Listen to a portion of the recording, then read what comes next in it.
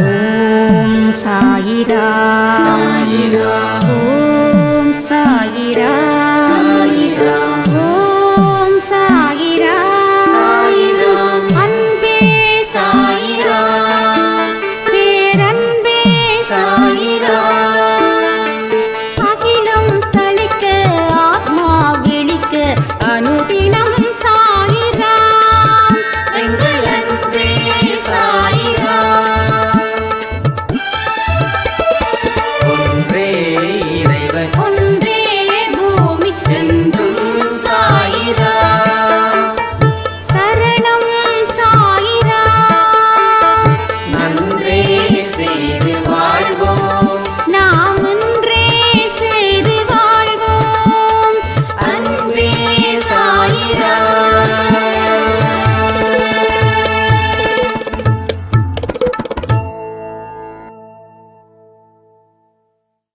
சாயிராம். என் உயிரின் உயிரானவர்களே, அனைவருக்கும் இந்த நாள் நல்ல நாளாக அமைய சாயப்பா கிட்ட பிரார்த்தனை பண்ணி இந்த பதிவை நான் ஆரம்பிக்கிறேன். உலகத்தில் இருக்கக்கூடிய ஒவ்வொரு மனுஷங்களும் ஒருத்தவங்க மேலே ஒருத்தவங்க குறை சொல்லி வாழ்ந்து பழகிட்டாங்க. உண்மையிலேயே நாம் அடுத்தவங்களை குறை சொல்லும்போது நம்முடைய குறைகளை நாம் பார்ப்பது இல்லை. நம்முடைய குறைகளை பார்க்காம பிறர் மீது குறை சொல்லும்போது அந்த குறைக்கு உரிய பாவத்தையும் நாம் சேர்க்கிறோம். கடவுள் உங்களுக்கு கொடுத்த வாழ்க்கையில் நீங்கள் சந்தோஷமான பக்கங்களை மட்டும் தேடுங்க. ரெண்டாவது, உங்களுடைய முன்னேறுவதற்கு உண்டான பாதையில் மட்டும் பயணங்கள் செய்யுங்கள். எல்லாரையும் குறை சொல்றதால நம்மளுடைய ஆன்மா ஒரு புனிதமான இடத்துக்கு போகாம வேறு ஒரு இடத்துக்கு பயணம் செய்கிறது. ஆன்மாவை முழுக்க முழுக்க நம்புறவங்க தீய எண்ணங்களில் இருந்து விலகி நிற்பார்கள். கடவுளுடைய வார்த்தைகளுக்கு கீழ்ப்படிதலில் இதுவும் ஒரு விஷயம் இருக்குது. பிறரை குறை சொல்லாதே. பிறரை குறை சொல்லும்போது நீ எப்படிப்பட்டவன் என்பதை நீ முதலில் தெரிந்து கொள். உன்னிடம் 1000 குறைகள் இருக்கும்போது உனக்கு எதிரானவர்கிட்ட இருக்கக்கூடிய ஒரு குறையை மட்டும் பெரிதுபடுத்துவதன் நோக்கம்தான் என்ன? அப்போ அவனை தாழ்ச்சி அடைய வைக்கணும், அவனை வருத்தப்பட வைக்கணும், அவனுக்கு இந்த உலகத்தில் இடமே இல்லைன்னு சொல்லி அவனை மன கஷ்டத்தை ஏற்படுத்தி அதன் மூலமாக வரக்கூடிய சந்தோஷத்தை நீ என்ன செய்ய போற? எல்லோருடனும் ஒற்றுமையோடும் அன்போடும் வாழ வேண்டிய நாம எல்லோரையும் குறை சொல்லி வாழ்றதால நமக்கு என்ன லாபம்? ஸோ மன நிம்மதி ஒரு மனுஷனுக்கு எப்படி கிடைக்கும்? அடுத்தவனை குறை சொல்றதால கிடைச்சிடுமா? அடுத்தவனை குறை சொல்லும்போது அவன் தோக்கும்போது கிடைக்கக்கூடிய சந்தோஷம் நிரந்தரம் அல்ல. ஆனால் உங்களை யாரெல்லாம் பழி வாங்குறாங்களோ அவங்க மேலே அன்பும் மதிப்பும் மரியாதையும் வைத்து விட்டால் அவர்கள் வெட்கப்படும் அளவுக்கு கடவுள் உன் 2 கைகளையும் உயர்த்தி பெரிதாக்குவார் உன்னை.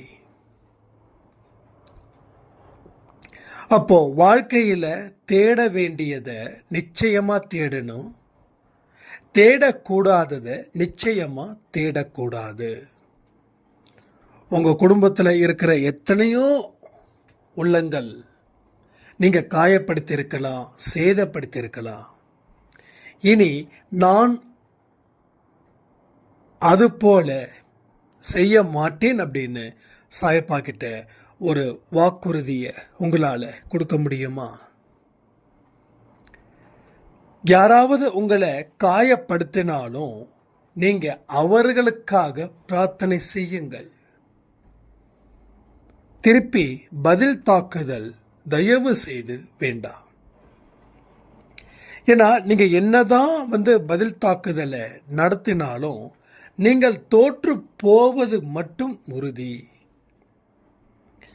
அப்போ இங்க ஒரு வெற்றியை பெறுவதற்காகத்தான் இன்னைக்கு இந்த காலையில் 4 மணிக்கு நாம இந்த பதிவை முழுக்க கேட்டுட்டு இருக்கோம்.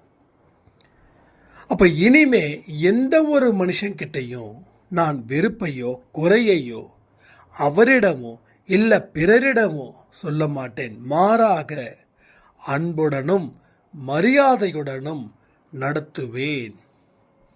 இதை மட்டும் நீங்கள் உறுதி செய்யுங்க. உங்கள் வெற்றியை கடவுள் உறுதி செய்வாராக.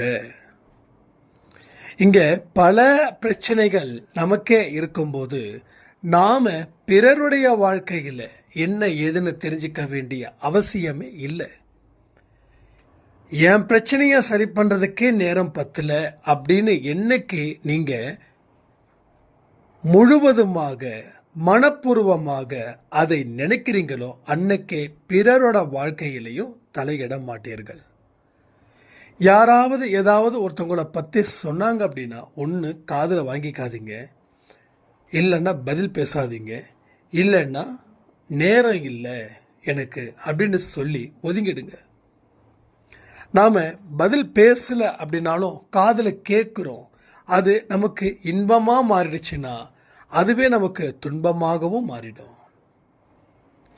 அப்போ நீங்கள் இனிமே உங்கள் வாழ்க்கையில் கடவுள் எந்த ஒரு வழியை விட்டிருக்காரோ அந்த வழியில் மட்டும் நீங்கள் பயணங்களை செய்யுங்க. அப்போதான் நாம் எதிர்பார்த்த அந்த வாழ்க்கை நமக்கு கிடைக்கும். நம்ம என்ன வாழ்க்கை எதிர்பார்த்தோம்? ஒரு உன்னதமான, ஒரு அற்புதமான, ஒரு ஆரோக்கியமான, ஒரு சந்தோஷமான வாழ்க்கையை நம்ம எதிர்பார்த்தோம். அந்த வாழ்க்கை உங்களுக்கு இங்கே கிடைக்கும். நீங்கள் செய்கிற எல்லா செயல்களும் இந்த நல்ல எண்ணத்தின் அடிப்படையில் உங்களுக்கு மாபெரும் வெற்றியாக மாறும். நான் வெறும் வெற்றியை சொல்லலை, மாபெரும் வெற்றியாக மாறும். அது நம்ம அறுவடை பண்ண வேண்டாமா? ஸோ எத்தனை நாள் தான் நம்ம அறுவடை பண்ணாமல் தரிசு நிலத்தில் பயிர் வைக்க முடியும்? அப்போது என்னென்னலாம் செய்யணுமோ எல்லாமே செய்யுங்க. உங்களுடைய முயற்சிகளை எந்த அளவுக்கு விரிவுபடுத்த முடியுமோ அந்த அளவுக்கு விரிவுபடுத்தி அதில் நீங்கள் சந்தோஷத்தை காணுங்கள், ஒரு அற்புதத்தை உருவாக்குங்கள். எப்படி வீடு கட்டுறதுக்கு கல், சிமெண்ட், மணல் தேவையோ அதே போல் ஒரு மனுஷன் வாழ்கிறதுக்கு கடவுளுடைய துணையும் நம்பிக்கையும் பொறுமையும் முயற்சியும் உழைப்பும், முயற்சியை தாண்டி இருக்கக்கூடிய விடாமுயற்சியும் வேண்டும். ஸோ எதையுமே நம்மால் செய்ய முடியும். செய்ய முடிஞ்சதை நம்ம என்னைக்கோ பின்வாங்காமல் முழு முயற்சியோட அதை செய்து அதை கடவுளுக்கு அர்ப்பணம் செய்ய வேண்டும். கடவுளுடைய பாதையில் காணிக்கையாக அதை செலுத்த வேண்டும். உங்களுடைய வருங்காலத்தில் ஏற்படக்கூடிய வெற்றியை சாயப்பா உறுதிப்படுத்துவதற்கு நாம் ஒரு பிரார்த்தனை செய்வோமா? என் அன்பான சாயப்பாவே, என்னை தினம் தினம் செதுக்குவதற்காக நன்றி. நீ என்னை எவ்வளோ வேணாலும் செதுக்குங்க, நான் உடைய மாட்டேன். ஏன்னா நான் உன்னுடைய குழந்தையாக இருக்கவே விரும்புகிறேன். என்னோட வாழ்க்கையில் நடக்க இருக்கும் அத்தனைக்கும் நீதான் ஐயா பொறுப்பு. இனி நான் ஒரு களிமண். நீ என்னை எந்த உருவத்தில் செதுக்கணுமோ அந்த உருவத்தில் செதுக்கு. நீ குரங்கா செதுக்கினாலும் இல்லை ஒரு வீராதி வீரனா செதுக்கினாலும் உனக்கு நான் நன்றிகளை மட்டும்தான் சொல்லுவேன். ஏன்னா நான் உன்னை முழுமையோடு நம்புகிறேன். என் குடும்பத்தில் இருக்கக்கூடிய அத்தனை பிரச்சனைகளும் என்னோடது இல்லை, இனி உன்னோடது. நாங்கள் சரியான பாதையில் செல்வதற்கு நீங்கள் எங்களை தயார் செய்வதற்காகவும் நன்றி. எது வந்தாலும் எது நடந்தாலும் உன்னுடைய குழந்தையாக மட்டுமே தான் நான் இருப்பேன். அதையும் இந்த காலை நேரத்தில் உன்னிடம் உறுதி செல்கிறேன். இந்த அப்பாவியை மன்னித்து விடு. செய்த தவறுகளுக்காக தெரிஞ்சோ தெரியாமலோ நாங்கள் லட்சம் கோடி தவறுகளை செய்திருக்கோம் சாயப்பா. இனி அந்த தவறுகளை செய்யாத வண்ணம் எங்களுக்கு விளக்குகள் கொடுங்க.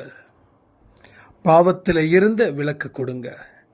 எங்களோட கை விலங்கு அகற்றி விடுங்க. எங்கள் கால் கட்டுக்களை அவிழ்த்து விடுங்க. என்னைக்குமே நாங்கள் உங்கள் பிள்ளையாக இருந்து உங்களை பெருமைப்படுத்துவதற்கு எங்களுக்கு ஒரு வாய்ப்புகளை நீங்கள் கொடுங்கள். எங்கள் வாழ்க்கையில் என்றும் எப்பொழுதும் நாங்கள் உன்னுடைய நாமத்தினாலே ஆசீர்வதிக்கப்பட்டு வெற்றி பெற செய்ய போவதற்காக கோடான கோடி நன்றிகள். இந்த பிரார்த்தனை நிச்சயமாக உங்கள் வாழ்க்கையில் பெரிய மாற்றத்தை ஏற்படுத்தும். ஸோ அன்பே சாய் குடும்பத்தில் இருக்கிற அத்தனை பேரும் சந்தோஷமாக சொல்லுங்க, ஜெய் சாய்ரா, ஜெய் சாய்ரா, ஜெய் சாய்ரா. ஏன்னா கடவுள் நம்மளுடைய முழு நம்பிக்கையை பார்த்து அவர் பெருமைப்படுகிறார். நம்மளை ஒவ்வொரு நொடி பொழுதும் இந்த பதிவின் மூலம் ஆசீர்வதிக்கிறார்.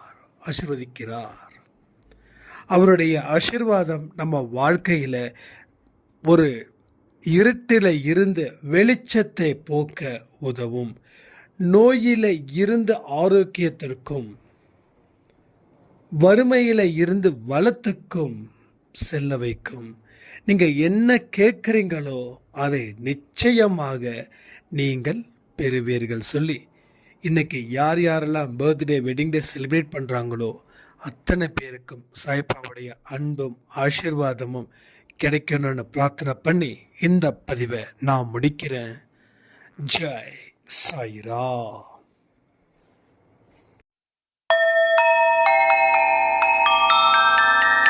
ஓம் சாயிரா. சாயிரா.